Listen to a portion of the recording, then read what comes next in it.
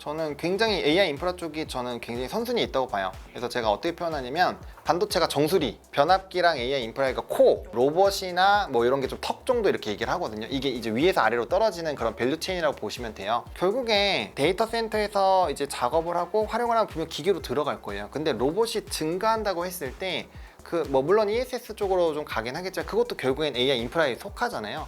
그러니까 어떤 것들로 확장이 되더라도 이게 기본으로 대반 쫓아와요. 근데 우리가 여러 가지가 갈 수 있어요. 뭐 로봇도 갈 수 있고 AI 에이전트도 갈 수 있고 뭐 여러 가지 갈 수 있는데 하나를 맞추기는 힘들잖아요. 근데 뭐가 가도 인프라는 붙어야 되잖아요. 이런 AI 인프라가 굉장히 그런 공통 분모에 속하는 비밀 병기가 될 수 있지 않을까. AI 시대 최대 수혜주로 꼽혔던 반도체주의 조정으로 인해서 시장에서는 또 다음 주도주는 무엇인가에 대한 궁금증도 일어나고 있습니다. 그중에 가장 많이 거론되는 것 중에 하나가 바로 전력과 통신 인프라인데요. AI가 발전할수록 왜 더욱더 전기가 중요해지는지, 그리고 지금 투자자들이 주목을 해야 되는 투자 포인트는 무엇인지 짚어보도록 하겠습니다.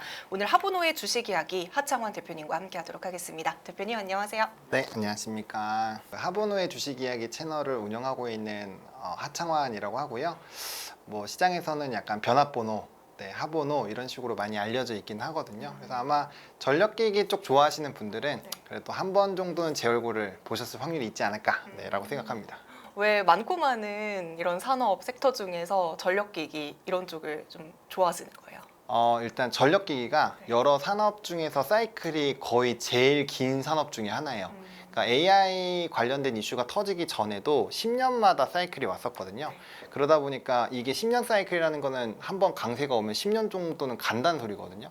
한번 잘 잡으면 굉장히 길게 투자를 할 수 있는 거고, 우리가 산업 매매할 때 중요한 거는 얼마나 잘 사서 오랫동안 두느냐, 이게 중요하잖아요. 네, 전력기기는 거기에 따른 수혜가 워낙 좀 좋은 산업 중에 하나여서 네, 그래서 전력기기를 많이 말씀을 드리고 있었습니다. 네, 사실 진짜 전기가 안 필요한 곳이 없잖아요. 전기는 또 정말 우리 삶의 필수제인데 여기에 AI가 붙으면서 훨씬 더 그 중요성이 높아지고 있습니다. 그럼 저희가 오늘 전력 이야기를 하기 전에 네. 일단은 반도체에 대한 이야기부터 좀 짚고 가야 될 것 같은데 삼전닉스가 막 오르고 반도체 아직도 사이클 많이 남았다 했는데 최근에 약간 조정을 받고 있었잖아요. 그렇죠. 지금의 조정을 어떻게 보셨는지 궁금합니다. 사실 이제 조정 앞에 강한이라는 수식어를 좀 넣어야 되지 않을까 싶은데, 사실 고점 대비 거의 30-40% 이상 떨어졌기 때문에 많은 분들이 월봉상 딱 한 달 정도 떨어졌음에도 불구하고 이건 하락장이야 이렇게 표현할 정도로 굉장히 많이 하락이 있었는데요. 사실 펀더적인 기준으로 보면 사이클이 아직 굉장히 오래 많이 남았다라고 보시는 게 맞아요. 근데 이제 중요한 게 시장에서 이 반도체 사이클에 대한 연속성에 대해서 의구심을 갖게 됐고, 거기에서 가장 먼저 부각된 거는 과연 하이퍼스케일러가 계속적으로 현금 흐름이나 이런 비용 부담을 가진 상태에서 연속적으로 투자를 할 수 있을까가 시장의 의문이거든요. 그러니까 당연히 수요가 있으면 반도체 쪽은 돈을 버는데 그 원천적으로 공급을 해줄 수 있는 그 회사들이 과연 잘 유지가 될 수 있을까가 문제였어요. 그래서 거기에 대한 불안감이 나왔고, 그래서 그거에 대한 확신이 없으니까 시장이 그러면 밸류가 높은 것이 아닌가? 거기다 전쟁이 터지면서 지정학적 리스크에 따른 이제 인플레이션 부담감이 커졌고, 인플레이션 부담감이 커지면 자연스럽게 국채 수익률이 높아지거든요. 최근에 국채 수익률이 10년물 기준으로 4.6에서 왔다 갔다 해요. 굉장히 높은 수치예요. 그러니까 이게 나눠서 1로 나누면 그게 이제 S&P의 퍼로 계산이 되고요. 그걸 따라서 이제 이게 지금 고평가냐 저평가냐 얘기가 나오는데, 사실 반도체 랠리가 워낙 강하게 있었기 때문에 그 밸류 부담도 좀 있는 상황이에요. 그러니까 앞으로의 실적이 꺾이면 굉장히 부담이 커지는 구간이니까 조금 조심하고 있다라고 보시면 될 것 같고요. 또 전쟁도 이게 빨리빨리 끝날 거라고 생각을 했지만 계속 부각되고 있고 WTI 계속 올라가잖아요. 어느덧 60불대 초반까지 떨어졌던 게 지금 90불까지 거의 다 와 있는 상황이라서 이게 우리가 생각한 거랑 좀 다른가? 이런 부담들이 좀 생기면서 아무래도 반도체에 조금 하방이 만들어지고 있지 않나, 그렇게 생각합니다. 네, 그럼에도 불구하고 방금 말씀 주신 것처럼 아직도 사이클은 남았기 때문에 이게 잡음으로 끝나게 될까요? 아니면 앞으로의 향방은 어떻게 보시는지 궁금합니다. 사실은 이제 긴 시계열로 보면 네. 긍정으로 봐야죠. 왜냐하면 산업이 분명 바뀌고 있고 혹시 AI 좀 많이 사용하시나요? 뭐 제미나이 이런 거 많이 사용하시죠? 그러면 지금은 단순히 정보를 우리가 하나를 물어보면 하나를 답변하는 수준인데 이게 조금 자유도가 넓어지기 시작을 할 거예요. 왜냐면 이제는 사실 코딩을 못해도 자동화를 만들기가 너무 쉬워졌거든요. 저조차도 지금 자동화를 해서 고정 시간에 뭐 일정 부분을 일을 하게끔 세팅이 되어 있어요. 그렇게 하면은 결국에는 거기에서 이 GPT의 해석이 필요한 구간이 생길 것이고 그럼 이제 API라는 걸 사용하게 돼요. 그럼 그게 결국엔 토큰에 대한 수요 증가로 늘어나게 되는데 그거는 어마어마한 하드웨어의 수요가 증가를 하게 됩니다. 근데 이게 지금은 사람들이 좀 적응도 잘 안 되고 이제 막 확장되는 구간이기 때문에 아직까지 큰 부각이 되고 있지 않지만 지금 대기업들부터 시작해서 업무에 이제 활용을 하기 시작을 하잖아요.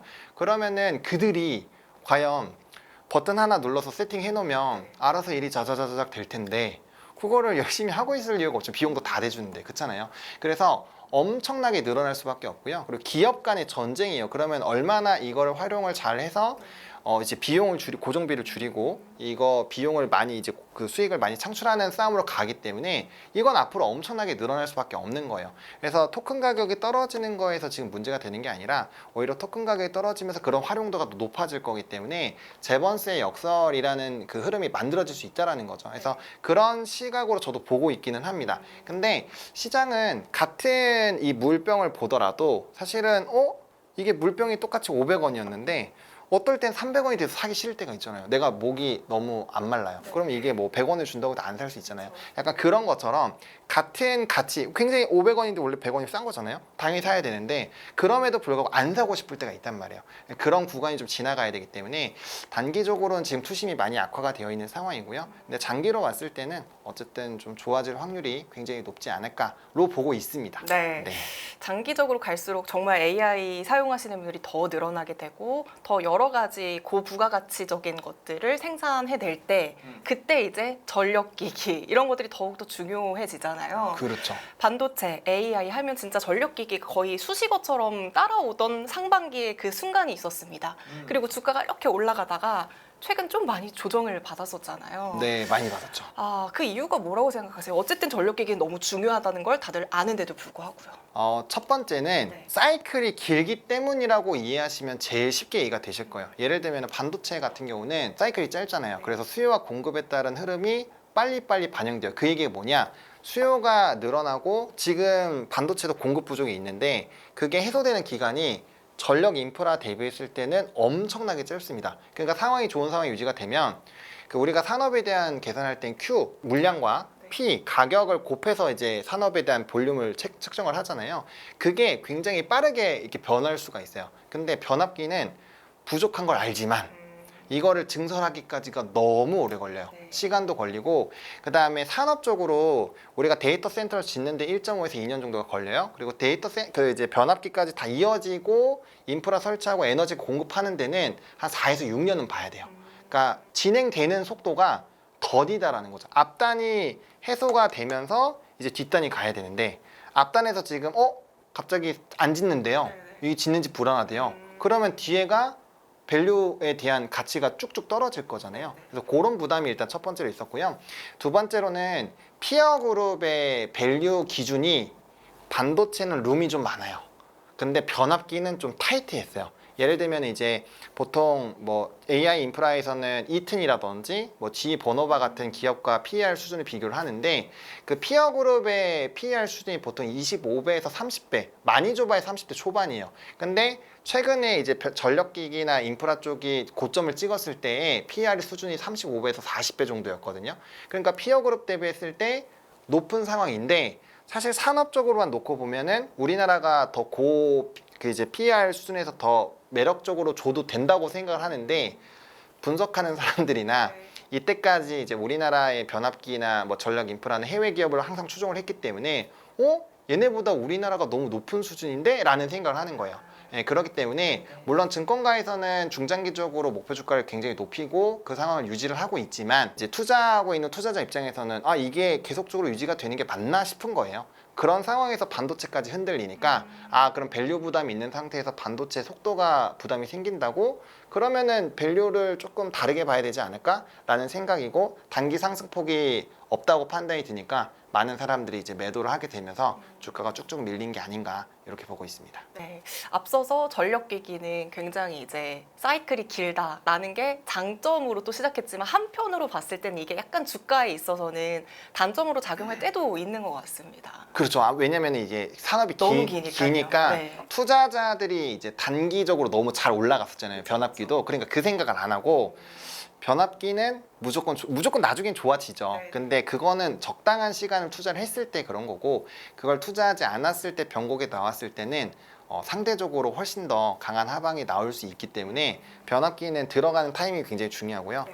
올라갈 때 따라타면은 고생할 때가 많습니다. 네. 그럼 이번에는 이 전력기기라는 인프라에 대해서 조금 짚고 넘어가면 좋을 것 같은데요. 많은 분들이 이제 뭐 전력기기 이렇게 좀 두루뭉실하게 알고 계시는 분들이 많으실 것 같아요. 네. 뭐 발전소, 송전망, 뭐 이런 변압기 이런 거를 좀 이해하기 쉽게 정리해 주신다면 어떻게 하면 될까요? 사실 그 부분을 정리하시는 것보다 저는 투자를 할 거잖아요. 그러면 투자의 사이클이 어떻게 흘러가는지를 보시는 게 더 좋다고 생각을 했어요. 그래서 AI 인프라 쪽으로 만약에 투자를 하시면 일단은 변압기와 전선을 가장 먼저 보시는 게 좋아요. 변압기 전선을 먼저 보시고 그 다음에가 원전입니다. 그 다음에가 ESS고 태양광과 풍력 순으로 보시면 되는데 이렇게 정한 이유가 있어요. 자, 변압기와 전선은 일단은 특히나 변압기 쪽은 산업의 이런 그 성장 흐름이 명확합니다. 그러니까 주가의 상승 흐름과 이 회사의 매출과 영업이익과 순이익과 수주 잔고가 거의 동일하게 증가하고 있어요. 그렇기 때문에 가장 안정적이고 또 핵심 코어이기도 합니다. 왜냐하면 특히나 이 전력 미국 같은 경우는 공간이 되게 넓기 때문에 얼마나 손실 없이 전력을 멀리 보내는 게 중요해요. 그래서 앞으로의 산업에서 되게 중요하기 때문에 변압기를 일단 최우선에 놓으시는데 변압기랑 전선이 한 몸이에요. 왜냐면 변압기랑 전선은 또 사이클이 한 1.5조 정도 차이가 나는데 변압기가 먼저 가고 전선이 쫓아가는 구조거든요. 근데 최근에는 재밌는 상황이 뭐냐면 전선이 요즘 더 먼저 가고 있거든요. 왜 그러냐면 전선이 요즘에 실적이 되게 잘 찍히기 시작했어요. 그러니까 과거처럼 후행으로만 볼 필요가 없다는 거죠. 왜냐하면 변압기가 지금 상승한 지 3년째거든요. 3년째인데 제가 아까 1.5년 차이가 있다고 했잖아요. 그럼 변압기 수주 잔고가 늘어나고 전선도 수주를 받아가지고 충분히 실적을 만들 수 있는 시간이 있었다라는 거예요. 그렇기 때문에 지금은 변압기랑 전선이 같이 움직이는 경우가 많고 오히려 전선이 먼저 움직일 수 있어요. 근데 이쪽은 시총도 낮고 전체적인 실적에 대한 볼륨이 작기 때문에 항상 변압기를 먼저 보시고 그 다음에 전선을 보시는 스토리를 보시는 게 맞고요. 그 다음에는 왜 원전으로 보냐면 원전은 트럼프 행정부가 원전에 대한 그 에너지 확대 정책을 밀어주고 있어요. 그러니까 각국의 이런 스토리가 중요한데 우리나라도 원전에 대한 기조가 바뀌었고 원전을 확장하는 기조잖아요. 트럼프 정부도 변압기랑 이 원전 쪽은 먼저 밀어주고 있고요. 풍력 같은 경우는 해상 풍력을 부수고 있죠. 그래서 풍력이 계속 못 가고 있었던 거. 태양광도 중국에 대한 의존도가 높기 때문에 별로 안 좋아해요. 뭐 일부 지역에서는 당연히 사용하겠지만 그래서 정부 정책으로 봤을 때는 원전이 또 가장 많이 수요가 늘어납니다. 근데 그 다음에 왜 ESS냐? 이거는 이제 SOFC라는 걸 좀 이해를 하셔야 되는데 이 단어가 좀 어려우시면은 블룸 에너지를 조금 공부해 보시면 바로 공부가 되거든요. 그러니까 결국에는 버틀넥이 생기잖아요. 이게 병목 현상이 생기는데 아까 말씀드린 것처럼 어떤 데이터 센터를 짓고 변압기가 만들어지고 이거 세팅한 데까지는 4에서 6년이 걸려요. 그렇기 때문에 시간이 오래 걸리는데 당장 AI는 늘어나고 있잖아요. 그러면 에너지를 공급을 해야 되니까 에너지 저장 장치가 뜨는 거예요. 그래서 요즘에 ESS 쪽을 보시면 과거에는 전기차 부분으로 이슈가 됐다라고 한다면 현재는 데이터 센터에 들어가는 서브용으로 굉장히 커지고 있죠. 그래서 ESS가 그 다음으로 보셔야 되고요. 또 우리나라 이제 배터리 3사를 보시면 대부분 그 스토리로 미국에 이제 공급하는 내용들로 스토리가 풀리고 있어요. 그 다음에 태양광과 풍력은 뭐냐면 이게 사실 에너지원으로 보시면 거의 비중이 비슷해요. 근데 그럼에도 불구하고 후순위로 돌리는 거는 재생에너지는 계절이나 그런 기후에 따라서 변동성이 생겨요. 그리고 풍력 같은 경우는 지역 주민들한테 동의를 받아야 되는데 이게 엄청 오래 걸려요. 그래서 얘가 8에서 한 12년 봐야 돼요. 그렇기 때문에 좀 쉽지 않고 태양광은 해가 안 뜨거나 했을 때 좀 어렵기 때문에 유럽 지역에서도 지금 원전으로 돌고 있거든요. 그래서 에너지가 안정적으로 계속 공급이 되어야 되기 때문에 그런 부분에서 후순위로 빼면 됩니다. 그래서 뭐 송전이 뭐고 배전이 뭐고 이런 거는 사실 검색하셔가지고 보시는 게 제일 좋고요. 우리가 이제 인프라 투자 관점에서 어떤 부분을 선순위로 해서 우리가 투자 사이클을 만들어 나갈 것인지, 그렇게 해서 AI 밸류체인 단에 대한 이 사이클을 만들어 놓으면 여기 선단위가 움직였으니까 이제 뒷단을 봐야지, 뒷단 움직였으니까 또 뒷단 봐야지, 이런 식으로 우리가 계속 연계 투자를 할 수 있기 때문에 그렇게 한 묶음으로 만들어 놓고 밸류체인을 만들어 놓는 게 굉장히 중요하다, 이렇게 말씀을 드리겠습니다. 그럼 변압기, 전선, 원전, ESS 이렇게 순으로 수혜를 받을 수 있는 순서라고도 생각을 해도 될까요? 그렇죠. 거의 그렇게 움직임이 나왔고요. 물론 이제 중간중간에 그 주식이라는 건 항상 이제 너가 1번, 너가 2번 이건 아니잖아요. 그래서 우선순위 똑같은 이슈가 생겼을 때는 그 순서대로 먼저 보시고요. 그래서 이슈가 많은 순서대로 조금 더 플러스 알파로 순위는 바뀔 수 있다. 근데 장기적인 관점으로 보면은 제가 말씀드린 순서대로 상승폭을 계산해 보시면은 그런 순서대로 상승폭이 나옵니다. 지금 이제 반도체 주가 같은 경우에도 이제 하이퍼스케일러들의 투자가 조금 줄어드느냐 이런 것들로 주식이 조금 흔들리고 있잖아요. 네. 그러면 마찬가지로 전력기기 쪽도 AI 투자가 둔화가 되면 이쪽도 같이 영향을 받을까요? 아니면 또 다른 별개의 성장 스토리가 새롭게 생기게 될까요? 일단은 사실은 별개의 성장 스토리도 가능해요. 가능한데 주가가 상승했었던 이 사이클의 흐름이 먼저 잘 이해를 하셔야 되는데, 원래는 변압기가 AI로 올라간 게 아니에요. 미국에 낙후된 것. 네, 초과압 변압기에 대한 이 교체 사이클이 있고, 그게 굉장히 큰 상황에서 동부랑 서부, 서부에서 동부로 가는데 엄청나게 필요해요. 그것만 해도 5년에서 7년은 걸릴 거예요. 엄청 오래 걸려요. 지금 막 장난이게 부족하거든요. 그래서 그것 때문에 수주가 늘어나면서 쭉쭉쭉쭉 올라오다가 2년 전부터 이제 엔비디아가 짜잔 해가지고 만들면서 이제 난리가 난 거거든요. 그런 방향이라서 주가에 영향을 안 받을 수는 없어요. 근데 결국엔 노후 변압기를 계속 교체를 해야 되는 상황이고, 우리나라 변압기들의 수주 잔고나 매출처를 보시면 미국에 대한 의존도가 굉장히 높아요. 결국엔 미국에서 노후 변압기를 받아야 되기 때문에 그런 관점에서 봤을 때는 사실은 별개로 움직일 수 있죠. 근데 중장기적으로 앞으로의 밸류를 또 높이는 방향으로 본다면 AI 데이터 센터 투자가 지연이 된다라고 한다면 타격을 안 받을 수는 없다라고 보시면 되고요. 근데 지금 상황에서 데이터 센터 투자할 겁니다. 왜냐면 구글의 실제 어닝콜을 보셨겠지만 캐펙스 투자 10% 일단 올렸고요. 그 다음에 27년 이후로도 계속 늘리잖아요. 근데 그 문구가 되게 중요해요. CFO가 무슨 얘기를 했냐면 현금 흐름에 적자가 날 수 있다, 이 멘트를 쳤어요. 그게 뭐냐면 현금 흐름에 타격이 나온다라는 거거든요. 그럼에도 불구하고 투자를 한다라는 거는 기업이 이때 투자를 안 하면 뒤처질 수 있고 낙후될 수 있다라고 인정을 하는 거예요. 이런 상황에서 과연 하이퍼스케일러들이 투자를 안 할까라는 부분이 좀 되게 회의적이고, 그 다음에 그 해외에 돈을 빌려주는 캐피탈이나 이런 쪽에서도 과거에는 돈을 안 빌려줬어요. 근데 최근에는 돈을 다 빌려주고 있습니다. 왜? 수익이 나오고 있거든요. 네, 수익이 나오고 있거든요. 그래서 토큰이 비싸져도 사람들이 결제를 하기 시작을 했거든요. 그렇기 때문에 제가 생각했을 때는 단기적인 그런 현금 흐름에 따른 주주 환원 정책, 그리고 뭐 밸류에 대한 그런 부담감이 생길 수 있지만, 뭐 그거에서 사람 아다르고 어다른 거 당연히 투자하면 돈이 부족해지는 거고 현금 흐름 당연히 마르죠. 근데 거기에 따라 수익이 발생하는 흐름만 발견이 되면 이건 좋은 투자다. 캐펙스 이거 매출 덩어리가 커지는 거니까 그런 쪽으로 시야가 아마 바뀔 확률이 높지 않을까라고 봅니다. 이렇게 계속해서 공격적으로 투자를 하게 되면 이제 결국에는 또 GPU, HBM 확보 이게 전쟁인 거잖아요. 그렇죠. 이것도 너무너무 중요한데 또 한켠에서는 전력 확보도 너무너무 중요해요. 네. GPU, HBM 확보, 전력 확보 둘 중에 진짜 더 중요한 건 뭔가요? 사실은 이거 이제 물이 여기 있고 저기 있는데 네. 가까운 거부터 먹겠죠. 가까운 것부터 손이 가게 돼 있거든요. 그래서 말씀해 주신 걸로 봤을 때는 GPU랑 HBM 쪽, 그리고 데이터 센터 쪽으로 먼저 확대가 될 겁니다. 왜냐하면 사이클이 그래서 중요한 거예요. 전력이나 인프라가 사이클이 길어서 오랫동안 사이클을 끌고 갈 수 있고 그걸로 많이 이제 보유를 할 수 있지만, 단기적으로 어떤 수혜가 나왔을 때는 사이클이 적당한 게 훨씬 더 유리해요. 그래서 선순위로 본다면 여전히 반도체가 가야 된다고 보고 있고요. 오늘처럼 반도체가 가는 상황에서 전력 인프라가 더 많이 가는 상황이 베스트 상황. 반도체가 안 가면서 전력 인프라만 가면은 안 좋은 상황이라고 보시면 돼요.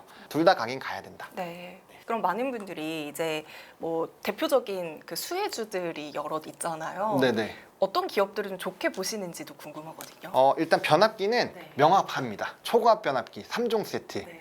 네, HD 현대 일렉트릭, LS 일렉트릭 효성중공업인데 저는 세 개 중에서 LS 일렉트릭을 현재 제일 좋게 보고 있습니다. 그 이유가 HD 현대 일렉트릭을 제가 제일 좋아하는 종목이에요. 근데 HD 현대 일렉트릭은 회사가 전망이나 이런 가이던스를 굉장히 보수적으로 해요. 그러니까 투자자들이 꿈과 희망을 좀 덜 가져요.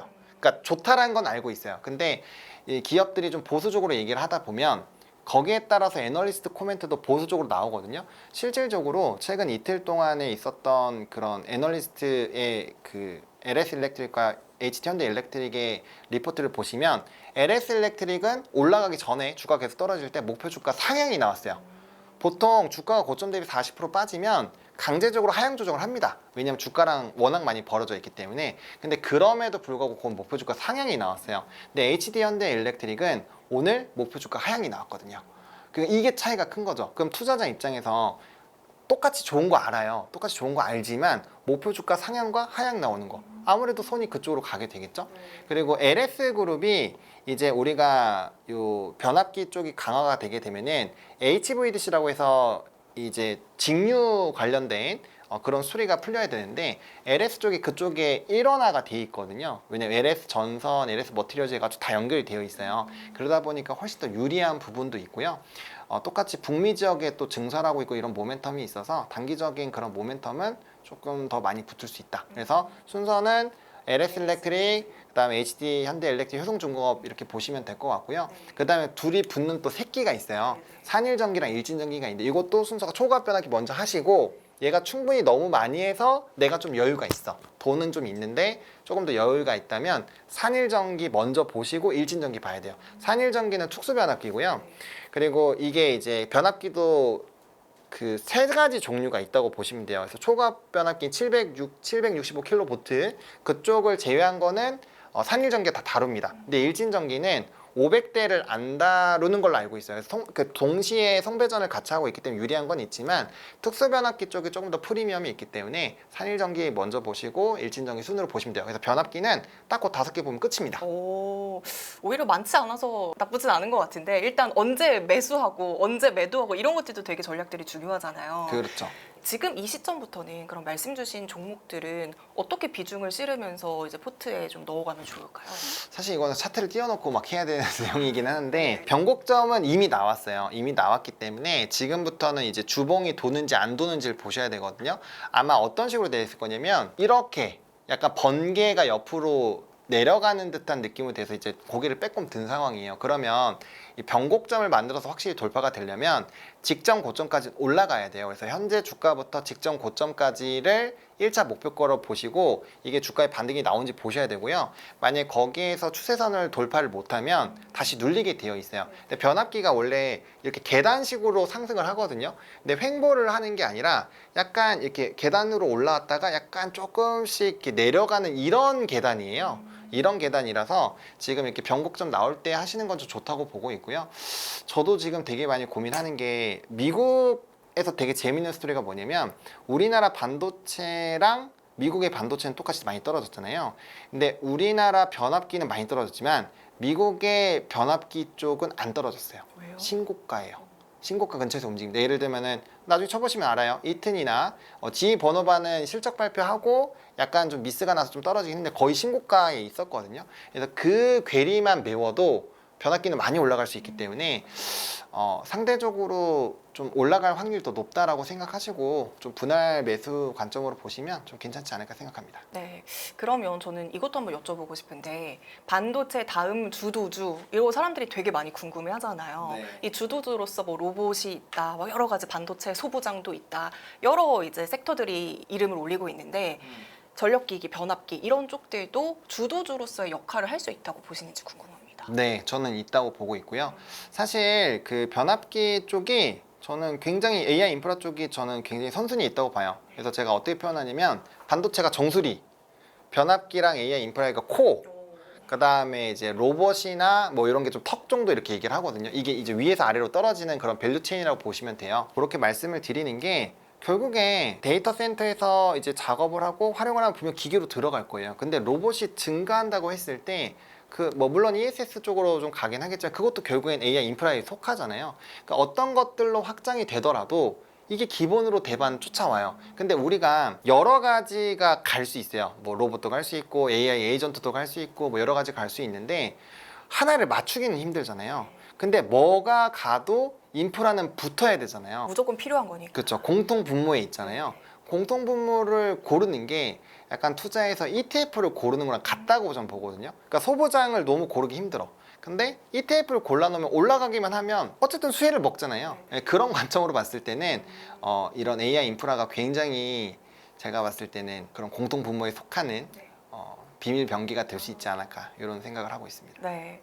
그리고 한 2달 전이었나요? 그 엔비디아발로 시작된 광통신 이슈가 막 급부상을 했었잖아요. 네네네. 이 광통신에 대해서는 또 어떻게 생각하세요?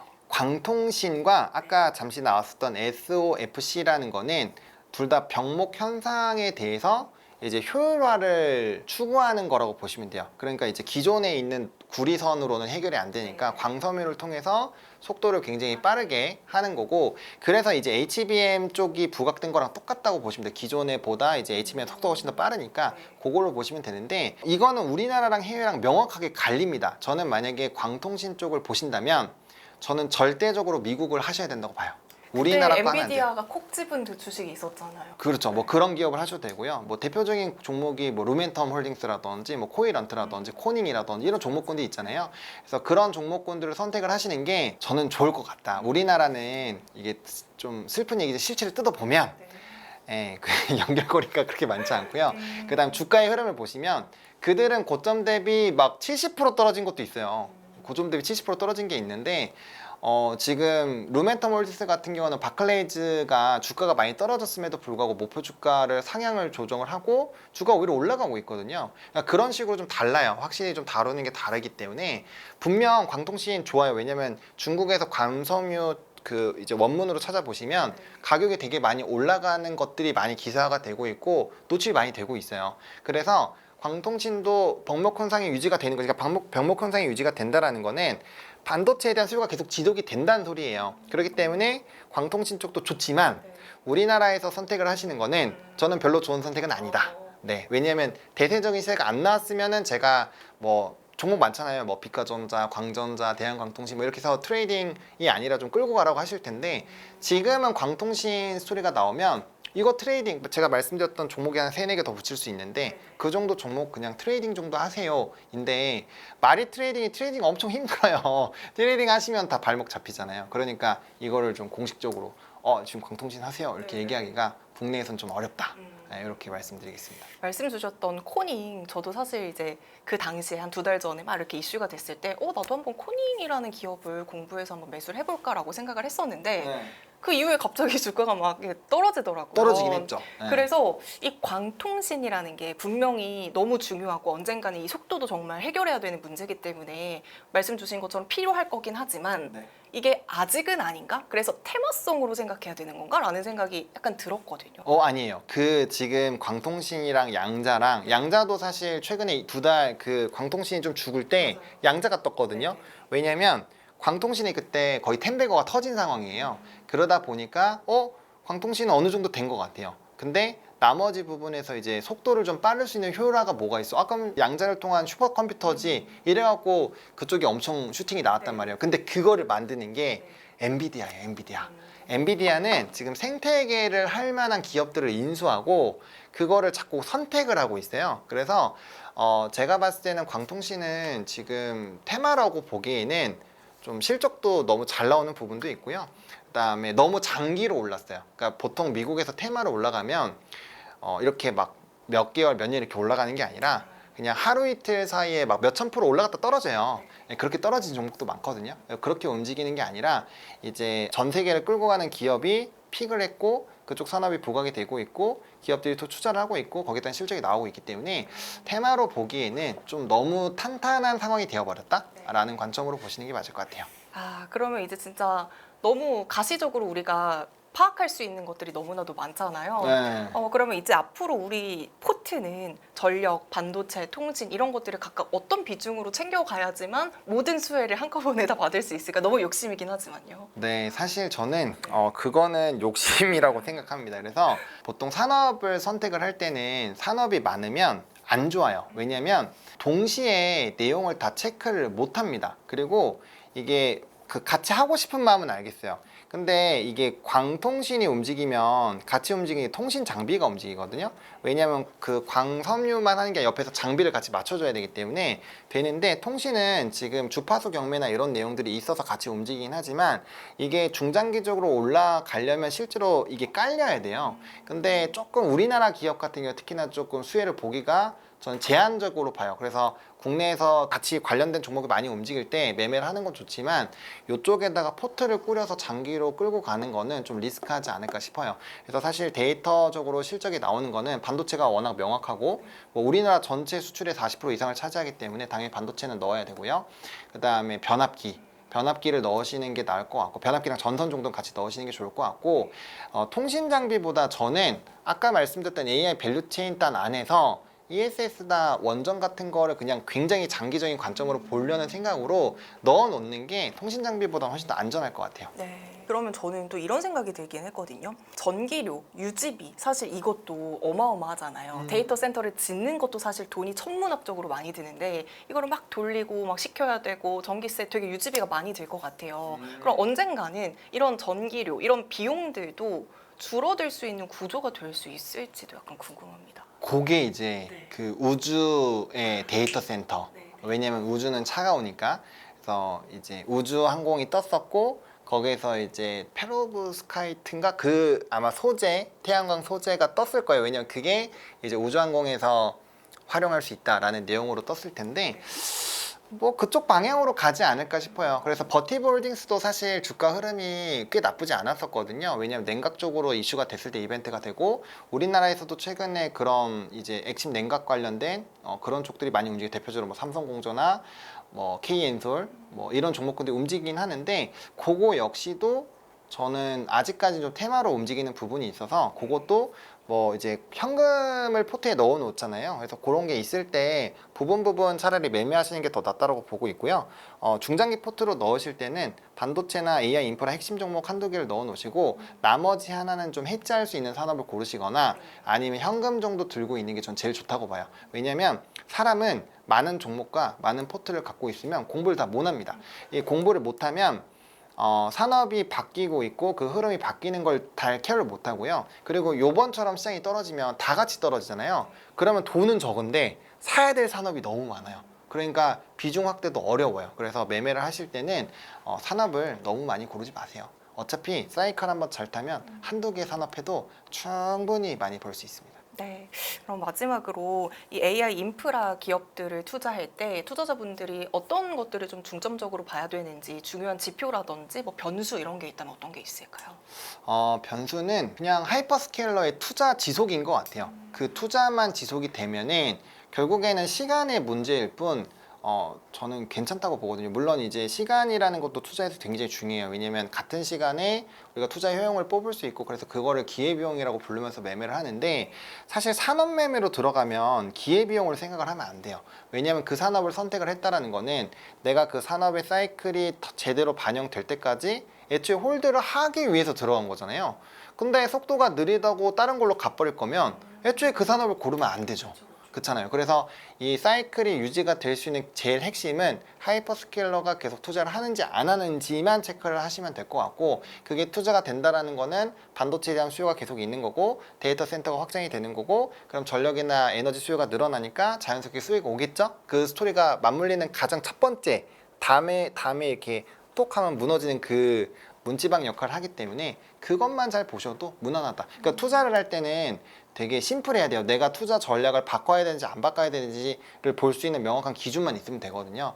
근데 에너지 인프라 쪽은 그거를 딱 측정하기가 굉장히 쉽다 라고 생각합니다. 네, 이제 빅테크 기업들 실적 계속 발표될 예정이잖아요. 네. 중요하게 좀 체크를 해봐야 될 것 같습니다. AI 당연하죠. 그 캐펙스 투자가 확장되는지만 보시면 돼요. 그 CFO가 나오면 어닝콜에서 얘기를 하거든요. 그래서 CFO 나오기 전까지 주가 흐름은 무시하시고요. CFO가 나와서 이제 캐펙스 투자할 때만 보시고 나머지는 안 보셔도 됩니다. 네, 네. 알겠습니다. 네, 오늘은 이렇게 하창원 대표님과 함께 AI 시대의 또 다른 투자 키워드가 될 수 있는 AI 인프라에 대해서 이야기 나눠봤습니다. 결국 AI가 성장을 하게 되면 반도체뿐만이 아니라 그 기반이 되는 인프라의 중요성도 말씀 주셨으니까요. 오늘 내용 토대로 여러분들이 투자하시는 데 좋은 판단이 되시기 바라겠습니다. 대표님 오늘 말씀 감사합니다. 네, 고맙습니다.